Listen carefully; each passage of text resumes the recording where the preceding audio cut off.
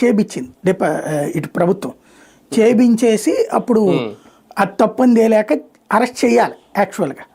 ఆ టైంలో వంశీ కొడాల నానిని పట్టుకుని వైసీపీలో చేరాడు.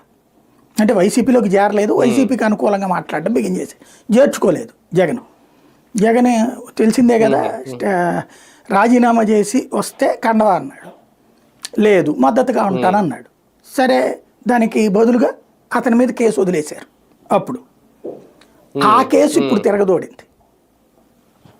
అదే వెంకట్రావు మళ్ళీ ఇప్పుడు కంప్లైంట్ ఇచ్చి కేసు అనమాట అది.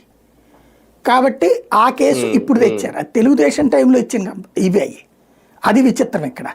అవును, అది రేపొద్దున ఇప్పుడు మళ్ళీ దాంట్లో పీటీ వారెంట్ అదట మళ్ళీ కొన్ని రోజుల పాటు. అదైపోగానే మళ్ళీ ఇంకొక కేసు రెడీలో పెట్టించారు.